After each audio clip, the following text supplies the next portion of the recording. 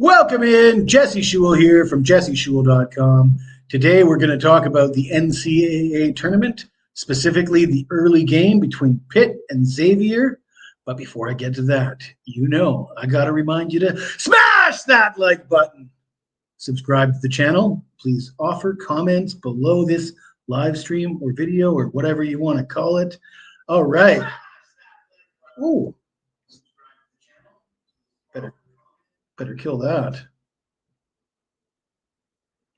All right. So we're talking Pitt, Xavier, and the total for this game looks a little high to me. You might have checked ESPN's front page today. You might have watched Sports Center. You read in your local papers. And probably what you're going to see is they're going to talk about all the underdogs, all the double-digit seeds winning outright. And what they're not talking about is the fact that unders are hitting at a rate of 75% in the tournament so far. And, I think that's far more significant than a couple double-digit seeds winning outright. I've got favorites going 29 and 11 straight up so far. I did a rant last night about favorites versus dogs, and I said, it's a bit of a fool's errand chasing underdogs. I stand by that. I know it's not a very popular opinion. People like betting dogs in the NCAA tournament. I know that.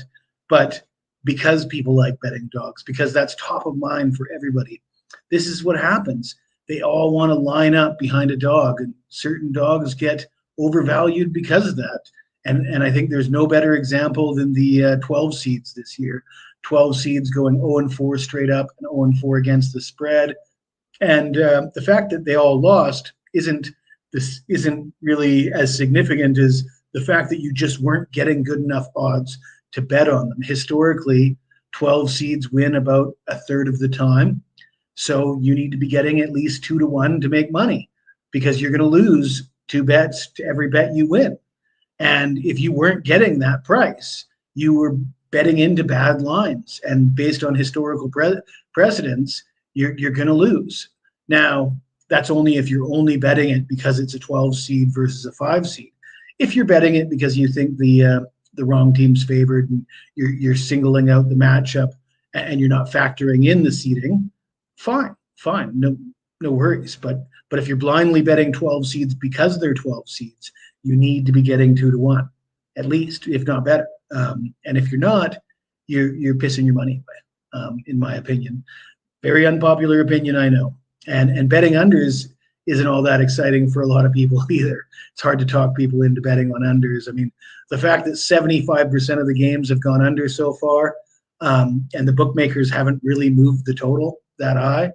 The total for this Pitt game sitting around 150. I know Xavier's a fast-paced team, scored a lot of points during the season. Pitt scored their fair share of points during the regular season. And if this was a regular season game, I could see, both these teams like to play fast. It's going to be a shootout. It's not the regular season. We're talking NCAA tournament. A lot of nerves, a lot of, intensity in defense. It's no wonder that Pitt's gone under in 5 straight games at the NCAA tournament, and Xavier's gone under in 8 of their last 10 at the NCAA tournament. I'm going to ride that trend. And when you come out with a big total sitting at around 150, I see no reason not to ride that trend here. Another little piece of information, games that went over 145 points on Friday and Saturday. There was 24 games. How many games do you think went over 145 points? 2 out of 24 games. So if you're looking at these totals and they're over 145 today, roll the dice, bet the under, in my opinion. By the way, I got a little bit of a promotion going on at jesseschewel.com right now. Shouldn't say a little bit. It's a pretty big promotion, really. 3 days, all access, all sports, $19.99. If you got $20 in your pocket, you can go to jesseschewel.com right now. Give me that $20, and you got 3 days worth of picks, all sports. Come see me at jesseschewel.com, and you'll be glad that you did.